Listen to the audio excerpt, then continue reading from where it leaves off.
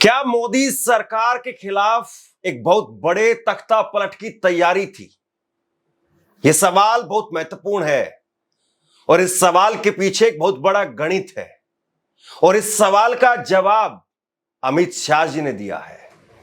और अमित शाह देश के गृह मंत्री यानी प्रधानमंत्री नरेंद्र मोदी की आप यूं कह सकते कि परछाई, उनसे सीधा सवाल पूछा गया जगदीप धनखड़ को लेकर के, पूर्व उपराष्ट्रपति को लेकर के, कि क्या पूर्व उपराष्ट्रपति जगदीप धनखड़ वो मोदी सरकार के खिलाफ तख्ता पलट करने वाले थे, कू करने वाले थे।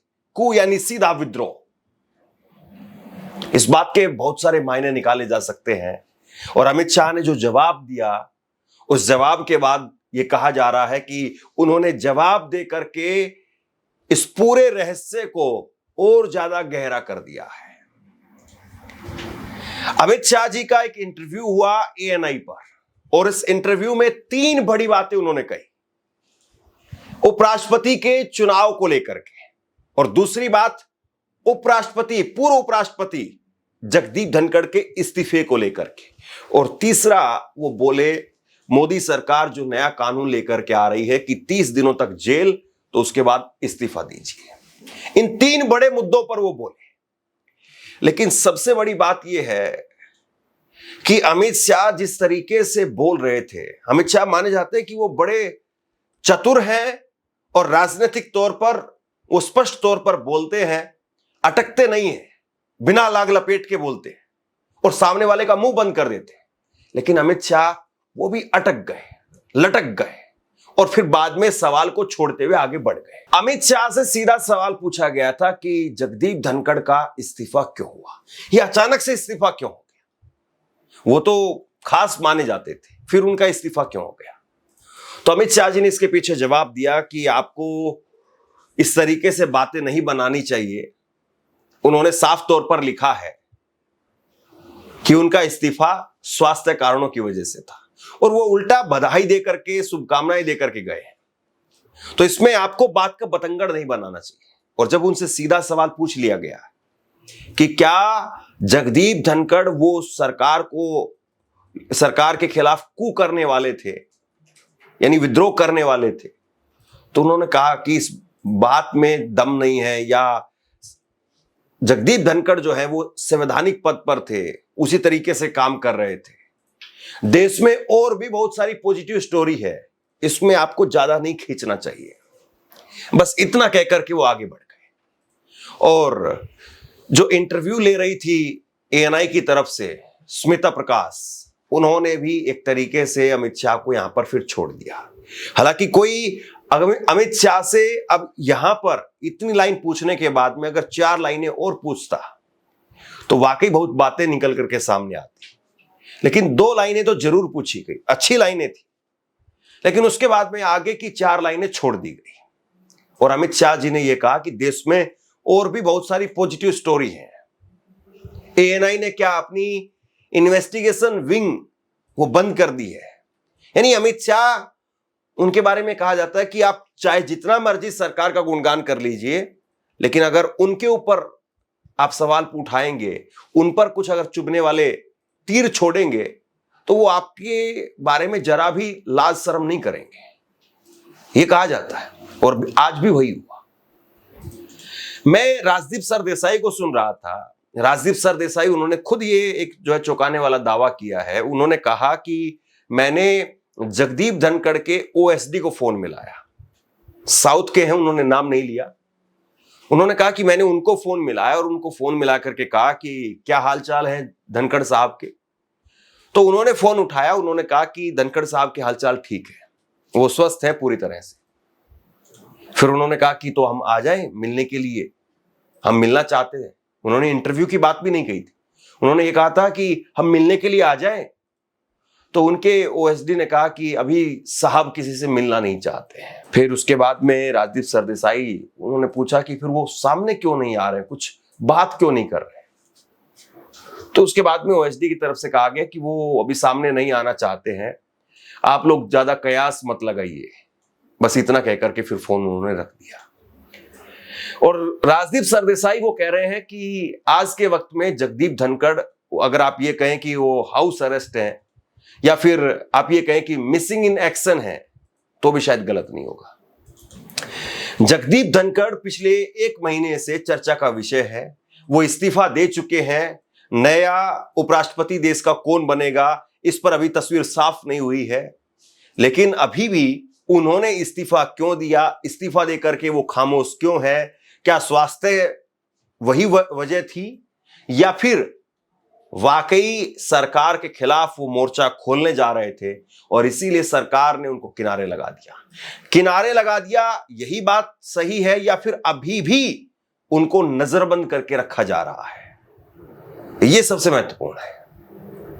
आज इंटरव्यू में अमित शाह जब इस पर जवाब दे रहे थे तो क्या कहा, सुनिए जरा। अमित शाह जी ने कहा कि धनखड़ साहब के पत्र में इस्तीफे की वजह से स्पष्ट है कि उन्होंने अपने आरोग्य स्वास्थ्य का हवाला देकर के इस्तीफा दिया है। उन्होंने सरकार के सभी मंत्रियों और प्रधानमंत्री को अच्छे कार्यकाल के लिए धन्यवाद दिया। बात का बतंगड़ नहीं बनाना चाहिए, ऐसी कोई बात नहीं है। धनखड़ जी ने पद पर रहते हुए संविधान के हिसाब से अच्छा काम किया। स्वास्थ्य के कारण उन्होंने इस्तीफा दिया है। इसको ज्यादा खींच करके कुछ ढूंढने का प्रयास नहीं करना चाहिए। अब ये जो बात वो कह रहे हैं कि इसको ज्यादा मत खींचो, इसमें ज्यादा मत ढूंढो, तो क्यों नहीं ढूंढा जाए भाई? कोई आदमी अगर परेशान है, कोई आदमी अगर बीमार है, तो उसका हालचाल भी नहीं लिया जाए? कोई आदमी बीमार होता है, कोई आदमी परेशान होता है, तो उससे मिलने के लिए लोग जाते हैं। अभी कुछ समय पहले कपिल सिब्बल ने कहा कि वो मेरा फोन नहीं उठा रहे हैं। मैं उनके साथ में वकालत करते रहा हूं, हम दोनों पुराने दोस्त हैं, लेकिन वो मेरा फोन भी नहीं उठा रहे। उनके सहयोगी मेरा फोन नहीं उठाते हैं। मैं उनके खिलाफ एफआईआर करवा दूंगा, मतलब कि वो कहां है इस बात को लेकर के एफआईआर करा दूंगा। और उन्होंने कहा था कि अमित शाह वो सामने आकर के सार्वजनिक तौर पर बयान दे, बताएं कि उनकी स्थिति क्या है। अमित शाह ने जवाब जरूर दिया, लेकिन स्थिति अभी भी साफ नहीं हुई। कोई शख्स सामने क्यों नहीं आ रहा है? क्या ऐसा है जो छुपाया जा रहा है? क्या ऐसा है कि वो पूरी तरह से साइलेंट है या साइलेंट करवा दिए गए हैं? कम से कम ट्वीट करें, कम से कम कोई वीडियो बनाए, कोई उनकी विजुअल सामने आए कि वो एक्सरसाइज कर रहे हैं या वो डॉक्टरों से अपना इलाज करवा रहे हैं। कोई तस्वीर तक सामने नहीं आती। दिल्ली में ही है वो, देश की राजधानी में ही है वो अपने पूर्व उपराष्ट्रपति के एनक्लेव, जो कि नया बना बंगला है, उसी में रह रहे हैं। तो इतना सब कुछ है, तो फिर सामने आने में दिक्कत क्या है? लेकिन वो सामने नहीं आ रहे हैं। और जब अमित शाह ने ये कहा तो उसके बाद में कांग्रेस ने फिर से इस पर मोर्चा खोल दिया। जयराम रमेश, उन्होंने क्या कहा, सुनिए। श्री जगदीप धनखड़ ने 21 जुलाई 2025 की रात अचानक और अप्रत्याशित रूप से भारत के उपराष्ट्रपति पद से इस्तीफा दे दिया। यह एक अभूतपूर्व घटना थी। एक दिन बाद प्रधानमंत्री ने सिर्फ उन्हें अच्छी सेहत की शुभकामना दी। आज गृह मंत्री ने इस पर और भी कुछ कहने की कोशिश की है, लेकिन उन्होंने रहस्य को और गहरा ही कर दिया है। इस बात का कोई स्पष्टीकरण नहीं है कि किसानों के हितों की रक्षा के लिए तत्पर, दृढ़ और उत्साहित श्री जगदीप धनखड़ 1 महीने से ज्यादा समय से पूरी तरह गुमनाम क्यों है। इस्तीफे का यह पूरा प्रकरण वास्तव में विचित्र है और यह दर्शाता है कि G2 कैसे काम करता है। अब ये G2 कौन है, इसको भी समझिए। गुजरात, 2 गुजराती, वो इस बारे में जो कह रहे हैं कि ये 2 गुजराती कैसे काम करते हैं, G2। तो कहीं ना कहीं अमित शाह उनके जवाब से सवाल और ज्यादा खड़े हो गए। अमित शाह वो कम से कम ये कह सकते थे कि प्रधानमंत्री उनसे मिलने के लिए गए थे, या प्रधानमंत्री ने उन्होंने फोन पर बात की है, या वो ये कह सकते थे कि मैं खुद उनसे मिलने के लिए गया था, मैंने उनसे फोन पर बात की है, उनका स्वास्थ्य अब धीरे धीरे ठीक हो रहा है, उनको ये दिक्कत है, इस वजह से उन्होंने इस्तीफा दिया है, हमने बात की थी उनसे, उनका इलाज चल रहा है। कुछ इस बारे में बात नहीं की उन्होंने। एक तरीके से बिल्कुल साइलेंट, और यही चुप्पी, यही रहस्य जो है अपने आप में कई सारे सवाल खड़े कर। साथियों, आज सुबह से बड़े पत्रकारों के फोन आ रहे थे कि अरे अमित शाह जी ने इंटरव्यू दे दिया, आपने देखा या नहीं देखा। हमने कहा माफ कीजिए, हम अमित शाह जी का इंटरव्यू नहीं देखते, हम मोदी जी के मन की बात नहीं सुनते, लेकिन आप हुक्म करिए, क्या सेवा कर सकते हैं। बोले साहब कुछ सवाल पूछने, हमने कहा आइए। तो बोले अमित शाह जी ने आज नैतिकता की बात की, हमें बड़ी हंसी आई कि कोई कसाई शाकाहार की बात कैसे कर सकता है, लेकिन चलो कर दी। अमित शाह जी कहते हैं कि ये जो 130वां संशोधन है, जो नया कानून है, इसके दायरे में प्रधानमंत्री जी भी आएंगे। अमित शाह जी 11 साल में भारतीय जनता पार्टी के, आपके एनडीए गठबंधन के कितने मुख्यमंत्री, कितने मंत्री, कितने लोगों पर आपने रेड डाली, ईडी ने, सीबीआई ने, कितने लोग गिरफ्तार हुए, एक भी नहीं हुआ। तो अब आप ये क्यों बेवकूफ बना रहे हैं साहब? इसके घेरे में प्रधानमंत्री भी आएंगे। जब एजेंसियां आपकी पालतू एजेंसियां हैं, उनको आप छोड़ देते हो विपक्ष के नेताओं पर, फिर उन नेताओं को गिरफ्तार करते हो, फिर उनके आगे ऑप्शन रखते हो कि आजा मेरी वॉशिंग मशीन में आजा, नहीं तो जेल में पड़े रहो। यही इस नए कानून के तहत भी आप करने वाले हो। 30 दिन तक जेल में रहेगा, 31वें दिन आप ये 2 ऑप्शंस देंगे, वॉशिंग मशीन या जेल। वो अगर वॉशिंग मशीन में आ गया तो आप खुद अमित शाह जी लाव लश्कर लेके तिहाड़ जेल में उसको लेने चले जाएंगे। तो नैतिकता की बात आप मत कीजिए, शोभा नहीं देता। आप कहते हैं कि बीजेपी में नैतिकता के आधार पर, इस नैतिकता के आधार पर अगर इस्तीफे होते तो क्या पहलगाम के बाद आप इस्तीफा नहीं देते, या पुलवामा के बाद राजनाथ सिंह जी इस्तीफा नहीं देते, या मणिपुर के ऊपर प्रधानमंत्री इस्तीफा नहीं देते?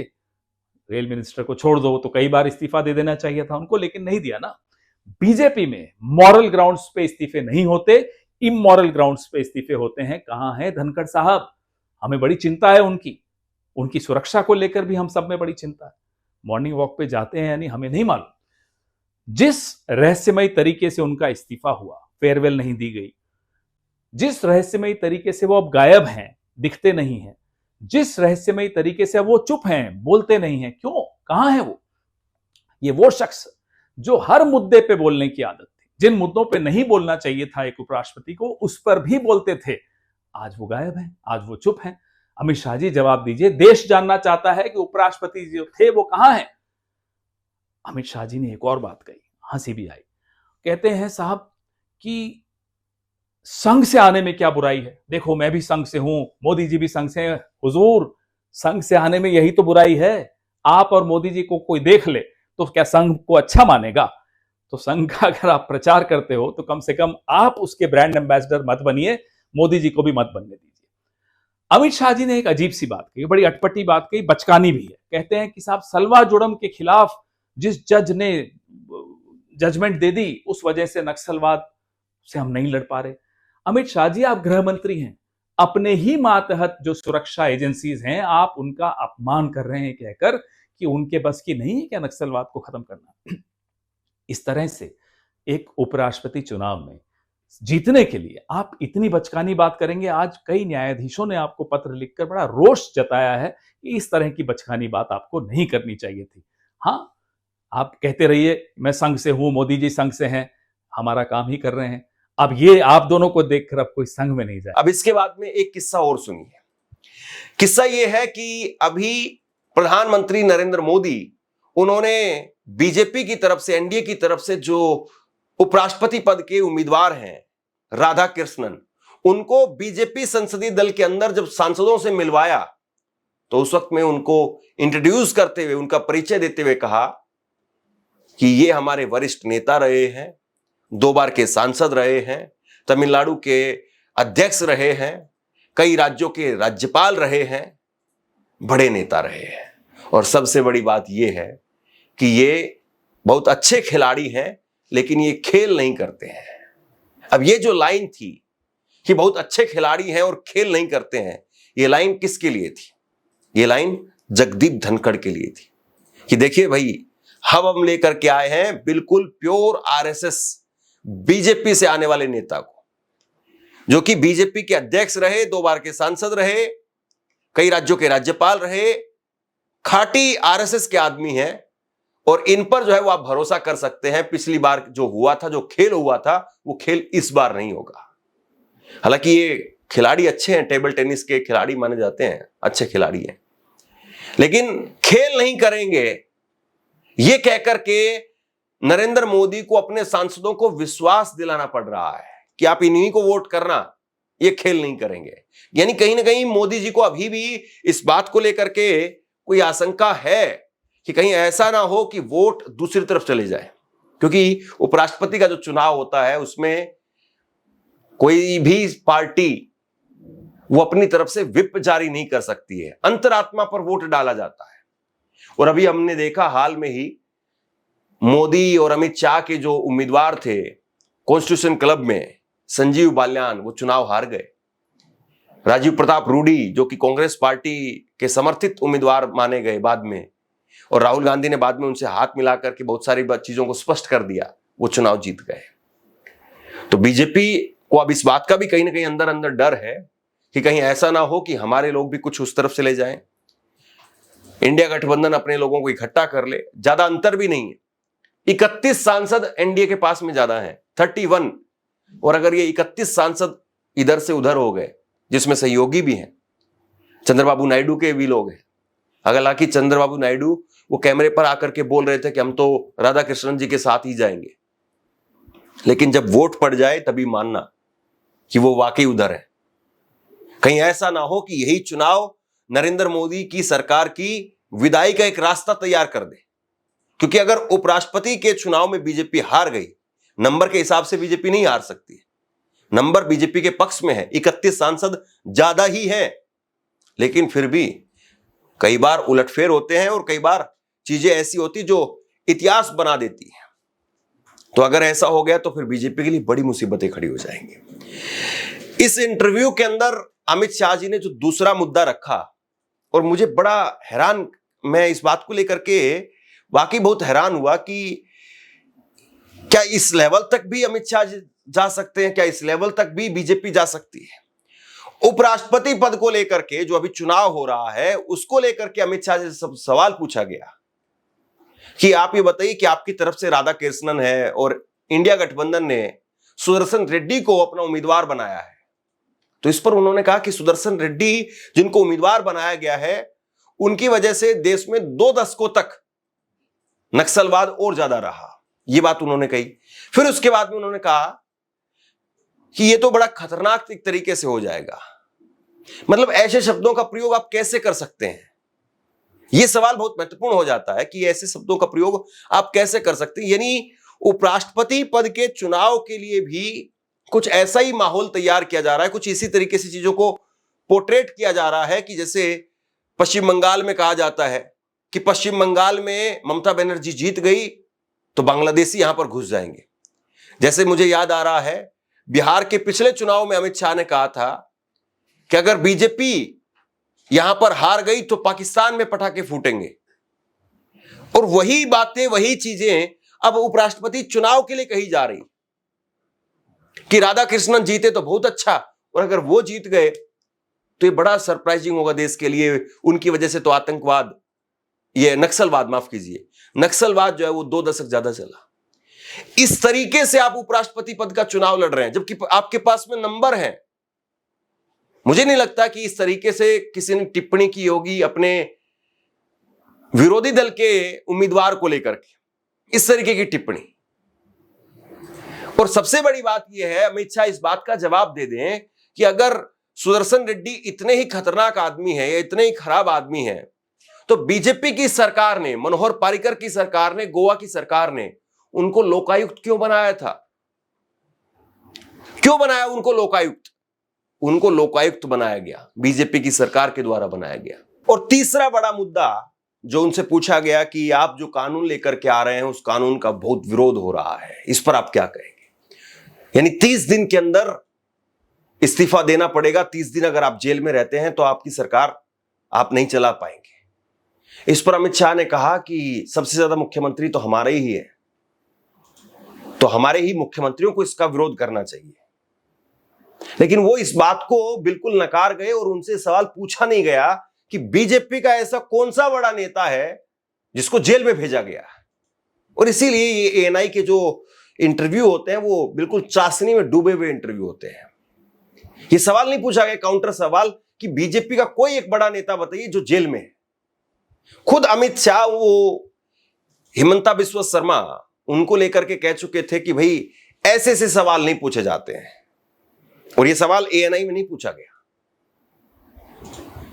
और अब जो है आप ये कह रहे हैं कि हम 30 दिनों तक कोई जेल के अंदर रहेगा तो उसको इस्तीफा देना पड़ेगा, और ये तो बहुत क्रांतिकारी फैसला है नरेंद्र मोदी का। तो आपके इस फैसले पर जनता तब यकीन करे जब आप निष्पक्ष तरीके से कार्रवाई इधर भी करें और उधर भी करें। ईडी सीबीआई का अगर आप रेशो उठा करके देखेंगे तो उसमें बीजेपी के लोग तो दिखाई नहीं देते हैं, 5% नहीं दिखाई देते हैं। 95% वो विपक्ष के नेता ही हैं जिन पर जेल या जिन पर केस चल रहे हैं या जो जेल जाते हैं। तो मतलब सीधे तौर पर ये क्यों ना माना जाए कि आप जो कर रहे हैं वो अगली कड़ी है। अभी तक तो सीबीआई और ईडी उसके जरिए नेताओं को जेल भेजने की बात होती थी, अब सीबीआई और ईडी के जरिए जेल भेज करके सरकार से पैदल करने की बात हो रही है। तो वो सवाल एक तरीके से डिग कर गए और वो सवाल पूछा भी नहीं गया। कुल मिलाकर के कई बार ऐसा होता है कि आप जवाब दे करके अपने आप को और ज्यादा फंसा देते हैं, और अमित शाह और इस इंटरव्यू के मामले में कुछ ऐसा ही हुआ है। आप क्या सोचते हैं नीचे कमेंट बॉक्स में लिख करके जरूर बताइए। इस खबर को शेयर कीजिए। धन्यवाद।